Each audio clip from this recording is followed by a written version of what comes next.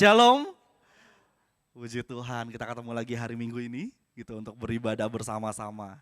Ya, beberapa hari yang lalu saya berkesempatan untuk pergi ke suatu tempat, saya bisa katakan pulang kampung gitu ya. Jadi saya pergi ke satu tempat, ada yang tahu Bagan Siapi-Api? Ada yang dari Bagan Siapi-Api? Atau ada yang pernah lewat ya, ada yang pernah tahu gitu ya Bagan Siapi-Api. Ya, kemarin saya ke sana dengan kakak dan adik saya. Sebenarnya makanya tadi saya bilang kenapa kampung halaman gitu atau pulang kampung, itu bukan kampung kami sebenarnya gitu. Saya lahir di Jakarta, kakak adik saya juga lahir di Jakarta, tapi itu kampung dari mama kami. Jadi kami bertiga saja pergi ke sana, nggak tahu seperti apa gitu. Saya pernah sekali waktu masih kecil diajak sama om saya pergi ke sana, tapi kakak dan adik saya nggak pernah. Jadi kita benar-benar kayak apa, travel gitu ya, traveling gitu ya, nggak tahu apa-apa, nggak tahu situasi apa-apa ke sana. Dan sampai di sana ternyata betul sekali seperti yang dikhawatirkan mama saya. Jadi mama saya pertama khawatir, yakin mau pergi ke sana gitu ya, bertiga doang gitu kan. Kenapa? Karena kebanyakan orang-orang di sana nggak bisa bahasa Indonesia. Gitu ya. Tambah lagi ketika kami datang, mereka melihat muka kami gitu ya. Jadi kita cuma dapat mukanya aja, tapi bahasanya kita nggak dapat. Gitu ya. Ketika mereka lihat muka kami, mereka langsung ngomong dengan bahasa Hokian gitu. Dan kita kayak, oke, itu ekspresi kita sekarang gitu. Ekspresi saya waktu itu kayak gitu. Ya, kita nggak paham gitu. Saya nggak paham dengan bahasa yang mereka ucapkan. Sampai ada satu rekan yang akhirnya menemani kami. Dia sahabatnya mama saya. Dia menemani kami selama ada di Bagan Siapi-Api. Ya dia bisa bahasa Indonesia sedikit-sedikit gitu ya. Jadi seenggaknya ada percakapan lah gitu. Jadi kami datang ke sana gitu sebenarnya bertepatan dengan satu event gitu. Ada satu event yang cukup besar di Bagan Siapi-Api. Dan kami dapat kesempatan buat pergi ke sana gitu, buat lihat eventnya. Walaupun sebenarnya ada satu event besar yang sebelum pandemi mereka lakukan, mungkin ada yang tahu, bakar tongkang, itu tradisinya mereka. Tapi sudah 2 tahun selama pandemi mereka nggak boleh lakukan event tersebut karena itu akan mengundang massa yang cukup banyak datang ke Bagan Siapi-Api. Jadi Bagan Siapi-Api itu kota kecil sekali. Bahkan ternyata saya waktu lihat ke sana saya baru realize itu cuma ada satu jalan utamanya namanya jalan perdagangan, ya sudah di situ aja kehidupan dari orang-orang yang ada di Bagan Siapi-Api. Tapi kemarin tuh ada event gitu ya, tapi mereka tidak buat besar-besaran dan mereka orang-orang di sana kumpul. Jadi banyak orang-orang Bagan Siapi-Api yang keluar dari kotanya untuk hidup mungkin di Jakarta atau di luar negeri gitu. Mereka yang sudah meninggalkan kampung halaman mereka, mereka kembali datang dan ya berkunjunglah ke keluarga mereka, ke saudara mereka, ke kampung halaman mereka. Jadi orang-orang di sana kumpul, kemudian mereka seperti buat pesta makan sama-sama gitu. Jadi makan bareng dengan siapapun. Bahkan di beberapa tempat yang saya lihat mereka tulis gitu, siapa saja boleh datang gitu, maksudnya makan gitu bareng-bareng. Walaupun mereka nggak kenal, walaupun mungkin orang luar dari Bagan Siapi-Api yang datang, mereka undang semua buat makan bareng. Orang-orang di sana bikin gitu ya. Jadi orang-orang lokal yang membuat acara pesta tersebut, mereka potluck gitu ya. Ada yang bawa makanan, mungkin yang bisa masak. Tapi ada yang menariknya, mereka juga undang pedagang-pedagang makanan buat datang. Nanti mereka siapapun boleh ambil makanannya dan setelah itu dihitung orang-orang lokal yang akan bayar. Dan ada satu hal yang menarik yang waktu itu saya berbincang dengan rekan saya itu dan dia katakan seperti ini. Buat apa punya uang yang banyak kalau nggak bisa berbagi dengan sesama? Dia bilang seperti itu. Dan berbuat baik kepada sesama adalah kewajiban untuk setiap kita yang berkecukupan. Pasti kita familiar dengan kata-kata ini ya. Kita tahu siapa mereka gitu ya. Mereka adalah orang-orang dari agama Buddha gitu. Mereka yang punya prinsip seperti itu, berbagi dengan sesama gitu. Mereka nggak pikirkan siapa yang mereka kasih makan ibaratnya seperti itu. Tapi mereka pokoknya berbagi aja. Dan sebenarnya ini nggak jauh dengan apa yang ada di ajaran kita atau ada di prinsip hidup kita sebagai seorang Kristen. Tuhan Yesus sendiri ajarkan untuk mengasihi sesama. Tuhan katakan kasihilah Tuhan Allahmu, kemudian kasihilah sesamamu manusia. Itu luar biasa gitu ya, ternyata prinsipnya tidak jauh beda dengan apa yang Tuhan ajarkan kepada setiap kita. Minggu lalu kita belajar sama-sama. Pastor Himawan menyampaikan firman Tuhan di tempat ini dengan judul yang sama gitu ya, ketika bergumul dengan masalah finansial. Dan kita diajarkan hal-hal yang praktikal. Saya sarankan untuk setiap kita yang belum mendengarkan atau mungkin lupa, boleh review kembali firman Tuhannya, ada di YouTube kita. Sangat bagus sekali, praktikal sekali. Seringkali kita mengabaikan hal-hal yang ternyata penting dalam kehidupan kita sebagai orang-orang percaya. Terutama berbicara mengenai finansial atau berbicara mengenai keuangan. Tuhan kasih kuasa, Tuhan kasih tanggung jawab kepada setiap kita untuk menjalani hidup kita sendiri. Dengan catatan berjalan dalam tracknya Tuhan. Termasuk finansial kita, termasuk dalam urusan keuangan. Jika kita nggak mengatur keuangan kita dengan baik, ada risiko yang harus ditanggung. Ada risikonya. Jangan salahkan Tuhan. Kalau kita mengalami masalah, aduh Tuhan gak tolong saya, Tuhan gak bantu saya, kenapa saya harus mengalami finansial yang tidak baik, kenapa hidup saya tidak baik, kenapa saya punya hutang, seperti itu, kenapa saya harus ditagi-tagi, dikejar-kejar hutang. Seringkali kita menyalahkan Tuhan karena hal-hal tersebut atau musim kehidupan tersebut terjadi dalam kehidupan kita. Padahal Tuhan kasih tanggung jawab kepada setiap kita untuk mengelola keuangan kita, mengelola finansial kita dengan baik. Lalu pertanyaannya muncul, jadi Tuhan gak berkati kita dong? Jadi kita ikut Tuhan selama ini tidak dengan berkat Tuhan dong? Kita lihat firman Tuhan sama-sama dalam Filipi 4 ayat yang ke-19.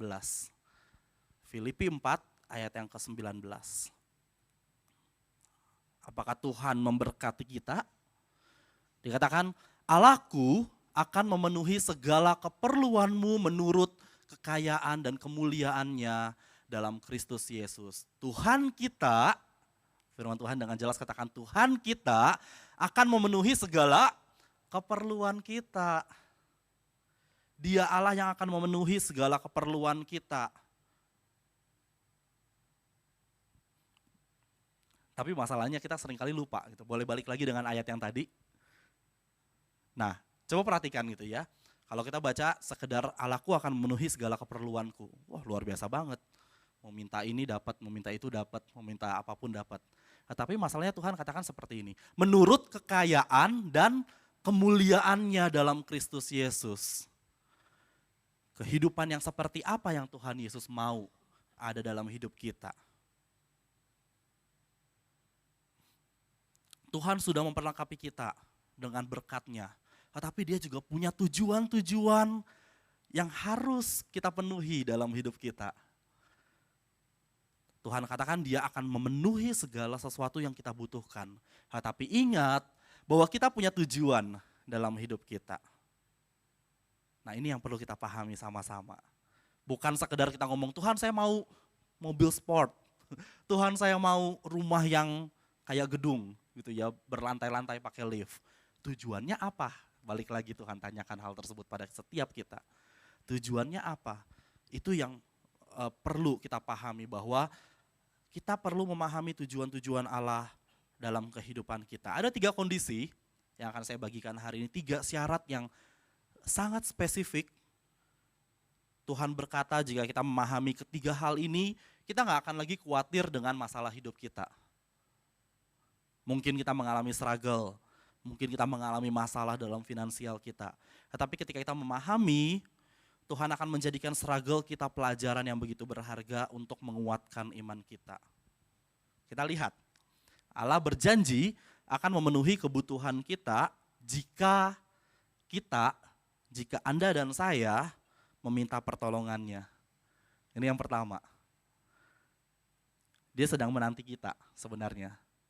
Dia sedang menunggu kita untuk meminta pertolongan kepada Tuhan, mengandalkan Tuhan. Ada sekitar 20 kali Alkitab mencatat untuk kita meminta kepada Tuhan. Mintalah maka kamu akan diberi. Carilah maka kamu akan menemukan. Ketuklah maka pintu akan dibukakan kepadamu. Tuhan mau kita belajar untuk terus hidup berserah kepada Tuhan. Amin. Termasuk dalam hal finansial kita. Berserah, minta pertolongan kepada Tuhan. Dan ini yang seringkali kita ragukan. Again, tadi saya bilang di awal, bahwa kadang-kadang kita mengalami musim kehidupan yang tidak enak, bukan karena Tuhan yang mau kita hidupnya tidak enak. Tapi seringkali kita tidak hidup sesuai dengan track-nya Tuhan. Kita tidak hidup sesuai dengan tujuan-tujuan yang Tuhan sudah planning dalam kehidupan kita. Sehingga kita mengalami struggle. Kita nggak mau minta. Kita terlalu khawatir, kita terlalu memikirkan, Tuhan juga nggak akan kasih kok kalau saya minta. Terlalu mengandalkan pemikiran kita sendiri. Padahal Tuhan bilang minta maka akan diberikan kepadamu. Yakobus 4 ayat 2. Kita lihat firman Tuhan ini. Kamu menginginkan sesuatu, tetapi kamu tidak memperolehnya. Lalu kamu membunuh, kamu iri hati, tetapi kamu tidak mencapai tujuanmu. Lalu kamu bertengkar dan kamu berkelahi. Kamu tidak memperoleh apa-apa karena kamu tidak berdoa. Ketika masalah datang, struggling datang, terutama dalam finansial kita nggak berdoa. Kita cari cara, terima SMS. Tanpa agunan murah gitu ya, atau cicilan, atau apa gitu. Kita terima, kita mengandalkan kemampuan kita sendiri. Kita berusaha mengatur kehidupan kita sendiri. Padahal dengan jelas Tuhan bilang dengan gampang, berdoa, minta kepada Tuhan. Bukan memendam keinginan kita, mengandalkan pikiran dan kemampuan kita sendiri untuk memenuhi kebutuhan hidup kita. Kalau kita dihadapkan dengan suatu kebutuhan, keperluan, Tuhan saya pengen rumah nih. Saya perlu rumah nih. Konsultasi dengan Tuhan. Tanyakan kepada Tuhan. Benar gak ini Tuhan yang Tuhan mau untuk saya? Ada enggak? Kita langsung lihat, wah ini pokoknya paling cocok lah buat saya. Again nanti kita akan struggle dengan apa yang ternyata keputusan kita salah. Karena kita tidak menanyakan kepada Tuhan. Yohanes 16 ayat 24. Sampai sekarang kamu belum meminta sesuatu pun di dalam namaku.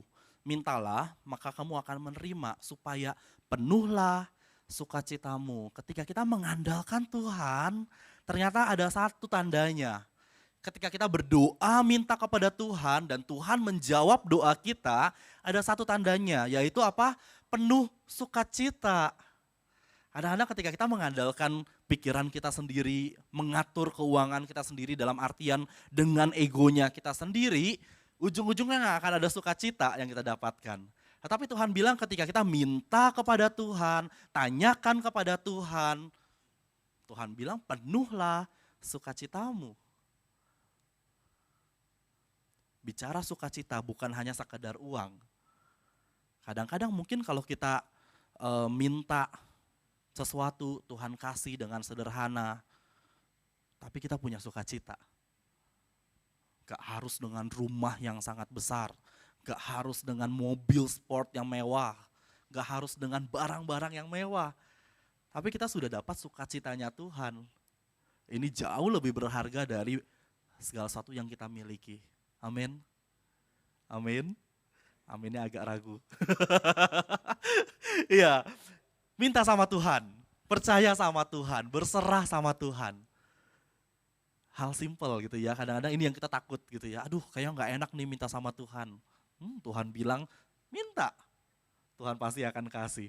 Yang kedua, Allah berjanji akan memenuhi kebutuhan saya dan Anda jika kita belajar mencukupkan diri. Aduh, again gitu ya. Kalau kita lihat firman Tuhan yang minggu lalu yang disampaikan oleh Pastor Himawan dengan sangat praktikal gitu ya, kita bisa lihat contoh-contohnya. Gitu ya. Ini yang Tuhan mau sebenarnya. Kita belajar untuk memiliki rasa cukup. Apa lawan dari rasa cukup? Ya, saya belum kedengeran. Kurang, selalu merasa kurang, rakus, betul ya? Pengennya banyak, serakah, egois. Itu lawan dari punya rasa cukup. Kalau kita lihat karakter-karakter ini kira-kira mirip dengan siapa? Jangan nengok kiri kanan. Bukan itu yang saya maksudkan. Iblis, gitu ya. Iblis jatuh ke dalam dosa karena keserakahan dia. Tuhan kasih dia sesuatu dan dia mau lebih, mau jadi seperti Tuhan. Manusia pertama jatuh ke dalam dosa pun karena apa? Keegoisannya, karena keserakahannya. Tuhan bilang boleh makan apapun yang ada di sini, buah apapun yang ada di sini, kecuali satu, buah pengetahuan yang baik dan yang jahat. Tetapi apa yang manusia lakukan ketika dihasut oleh iblis, oleh ular? Udahlah, bolehlah, ini juga buah juga kok. Biar saya sama kayak Tuhan, bisa mengetahui mana yang baik atau yang jahat. Lawan dari rasa cukup, mempunyai rasa cukup adalah egois, serakah, rakus. Dan ini yang Tuhan gak suka ada dalam kehidupan kita sebagai ciptaannya. Karakter-karakter ini gak disukai oleh Tuhan. Tuhan mau kita belajar untuk mencukupkan diri kita, bersyukur untuk apa yang sudah Tuhan sediakan dalam kehidupan kita. Bahkan Tuhan mau kita mengembangkan setiap karunia, setiap talenta yang Tuhan kasih, potensi yang Tuhan kasih, bukan menggerutu dengan apa yang kita dapatkan. Tadi ya diingatkan oleh Ko Martin, respon kita seperti apa? Respon kita seperti apa dengan berkat Tuhan, dengan apa yang kita miliki.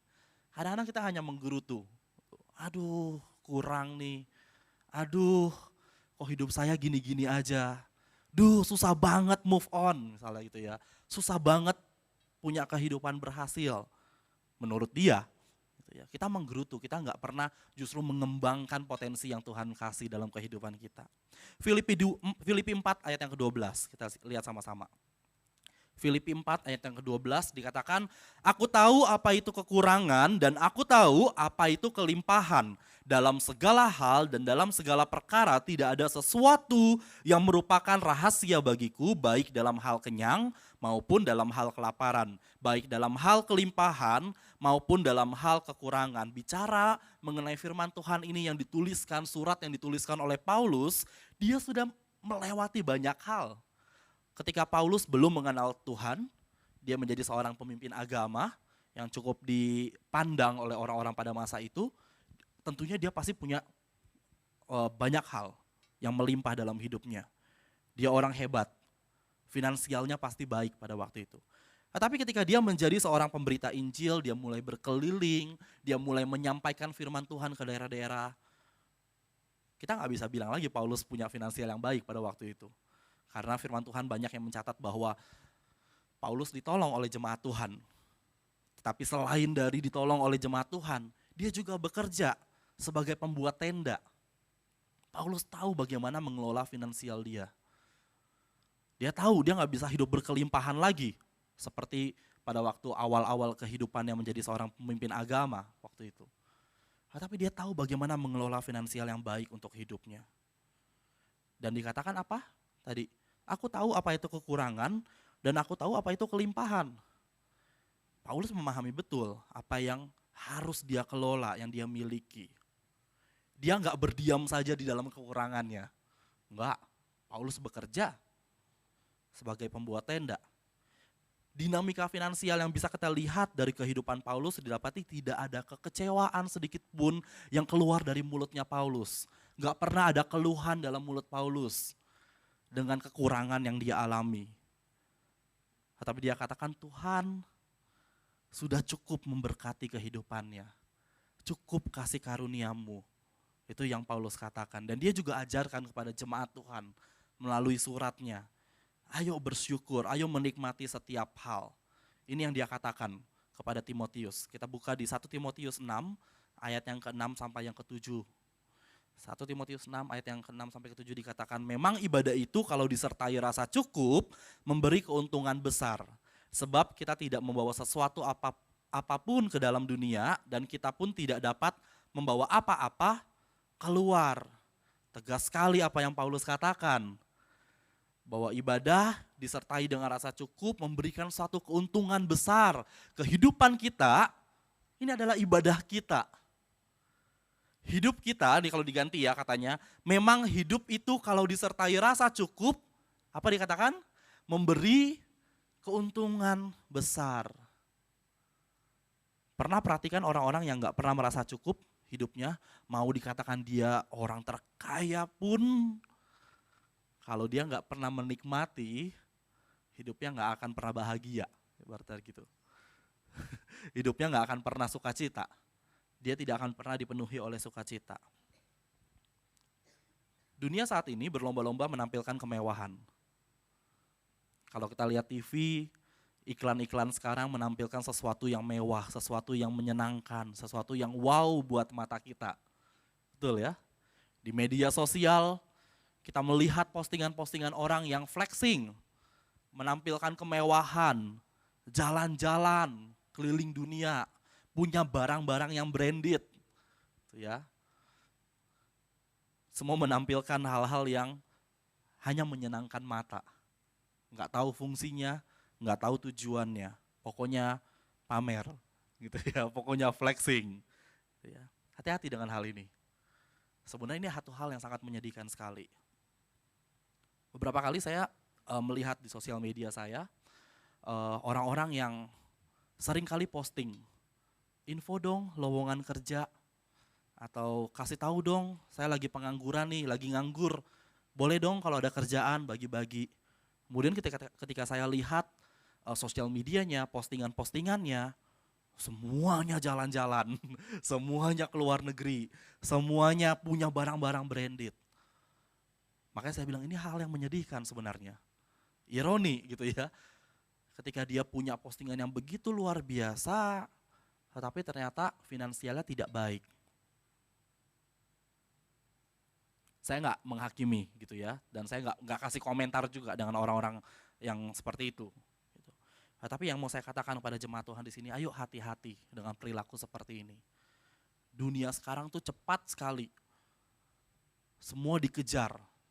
Ada istilah FOMO, gitu ya, takut ketinggalan seri gadget terbaru, takut ketinggalan seri mobil terbaru atau apapun itu. Beberapa kali juga ada orang yang dengan berani meminta pinjaman kepada saya di sosial media. Saya nggak kenal sama orang itu, tapi dia berani minta pinjaman. Padahal hidupnya foya-foya kelihatannya. Menyedihkan sekali kalau kita melihat sebenarnya situasi seperti ini. Belum lagi pinjaman online, sekarang merajalela.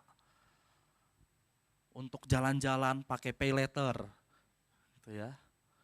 Letternya tuh kapan gitu kalau kata Pastor Him gitu ya. Nggak tahu gitu kan. Kemudian ujung-ujungnya kita terima pesan gitu ya dari orang yang tidak kita kenal. Tolong ya untuk rekan Anda segera melunasi. Yang ketawa kayaknya sering terima SMS-nya gitu ya. Atau tahu gitu ya dengan SMS-nya. Gitu ya. Hati-hati. Ini bukan buat jemaat saja, tapi buat saya pun juga ketika memikirkan hal ini, ini pesan yang sangat harus saya pegang. Hati-hati.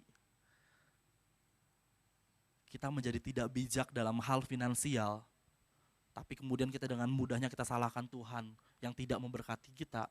Menyedihkan sekali dengan hal tersebut. Tuhan katakan belajar untuk miliki rasa cukup. Memang ibadah itu kalau disertai rasa cukup memberi keuntungan yang besar. Kita nggak takut. Keuntungan besarnya seperti apa? Kita nggak dikejar-kejar. Kita nggak ketakutan. Kita nggak terus khawatir dalam hidup kita. Kenapa? Karena kita merasa cukup. Kita bersyukur, thank you God buat semua yang sudah Tuhan kasih. Yang ketiga, apa janji Allah?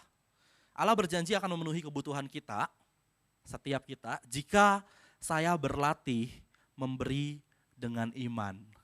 Katakan sama-sama memberi dengan iman. Firman Tuhan ini kita akan baca. Saya mau ajak setiap kita baca sama-sama. 2 Korintus 9 ayat yang ke-6 sampai yang ke-8. Kita baca secara responsoria, ayat 6 saya akan bacakan, 7 jemaat Tuhan akan bacakan, dan 8 kita baca sama-sama. Siap?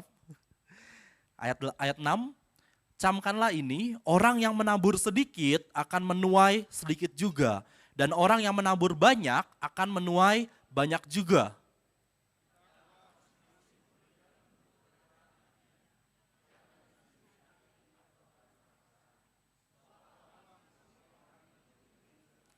Bersama-sama ayat 8, dan Allah supaya kamu senantiasa berkecukupan di dalam segala sesuatu dan malah berkelebihan di dalam pelbagai kebajikan. Amin. Orang yang menabur sedikit akan menuai sedikit. Orang yang menabur banyak akan mendapatkan juga yang banyak. Saya ingat tadi perkataan dengan rekan saya di Bagan. Dia katakan apa? Buat apa punya uang banyak kalau kita nggak bisa berbagi dengan sesama? Buat apa kita punya harta berlimpah kalau kita tidak peduli dengan orang-orang di sekitar kita? Saya nggak tahu ini prinsip dasar atau prinsip hidup atau dasar hidup mereka, kenapa mereka bisa mengatakan hal tersebut. Gitu ya. Tapi satu yang pasti adalah mereka belajar menjadi manusia. Mereka belajar menjadi manusia. Apa maksudnya? Mereka belajar menghidupi kembali nilai-nilai kemanusiaan yang hari-hari ini sudah mulai hilang. Tadi poin yang kedua, egois, serakah, rakus, itu yang mulai terus-menerus ada dalam kehidupan manusia. Semua berlomba-lomba, tapi tidak lagi menerapkan nilai-nilai kehidupan sebagai seorang manusia. Mereka lupa menjadi manusia, bahwa kita hidup dalam masyarakat, kita punya orang-orang di sekitar kita, kita punya mereka yang harus kita kasihi. Kita lupa untuk peduli dengan orang-orang di sekitar kita. Firman Tuhan jelas katakan, siapa menabur sedikit, menuai sedikit. Siapa menabur banyak, akan menuai banyak. Satu hal lagi yang akan kita lihat, yang akan kita pelajari sehubungan dengan memberi. Saya mau kita lihat satu firman Tuhan lagi di Amsal 3 ayat 9 sampai yang ke-10. Muliakanlah Tuhan dengan hartamu dan dengan hasil pertama dari segala penghasilanmu, maka lumbung-lumbungmu akan diisi penuh sampai melimpah-limpah, dan bejana pemerahanmu akan meluap dengan air buah anggur. Satu tanda menjadi seorang Kristen yang dewasa adalah mampu berkomitmen untuk memberikan persembahan kepada Tuhan. Katakan amin. Saya tahu topik ini adalah topik yang cukup sensitif, apalagi harus dibicarakan di gereja. Ada banyak orang-orang yang mulai protes, kok hamba Tuhan bicaranya mengenai persembahan mulu. Tapi ini yang mau saya sampaikan, Tuhan kita bukan Tuhan yang miskin. Dia bukan Tuhan yang minta-minta. Dia bukan Tuhan yang butuh persembahan kita sebenarnya. Tetapi bicara memberi persembahan, sebenarnya kita nggak bisa lihat dengan perspektifnya, dengan sudut pandang Tuhan, dalam artian Tuhan yang meminta persembahan kita. Bukan, tapi kita lihat dari kehidupan kita. Ini bicara mengenai komitmen, kedewasaan kita. Apakah kita mampu berkomitmen untuk memberikan persembahan kepada Tuhan sebagai bentuk pengucapan syukur kita kepada Dia. Dia lihat komitmen kita, Dia mau lihat komitmen kita, Dia mau melihat kedewasaan kita. Dan komitmen kita ini, persembahan yang kita berikan ini, bertujuan untuk mendukung pelayanan pekerjaan Allah. Ketika kita memberi persembahan, kita mendukung pelayanan Tuhan. Ketika Paulus pada waktu itu melayani dan jemaat Tuhan pada waktu itu memberikan persembahan untuk Paulus, bukan untuk Paulus flexing, gitu ya, bukan dia untuk foya-foya, tetapi mendukung pelayanan Paulus pada waktu itu. Artinya apa?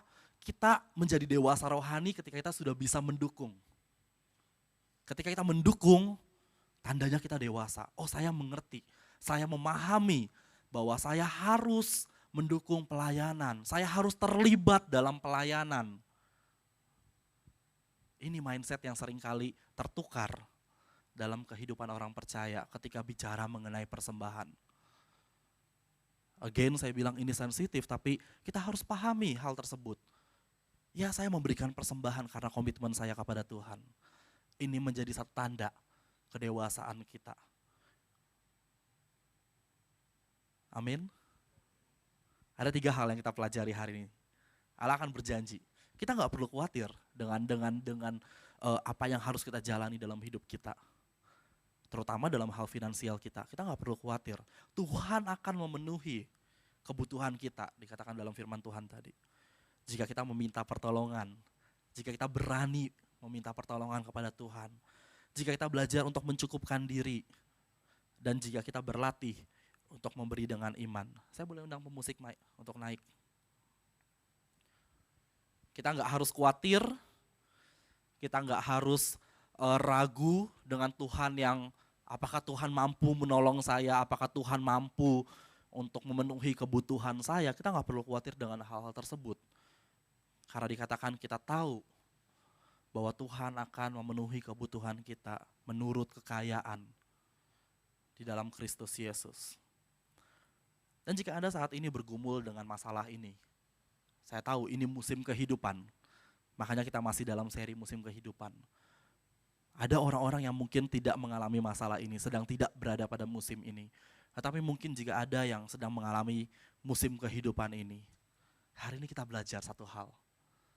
Ayo berserah kepada Tuhan. Jangan takut sama Dia. Jangan takut. Tetap berserah kepada Tuhan. Tetap percaya bahwa Tuhan akan menolong kita. Amin.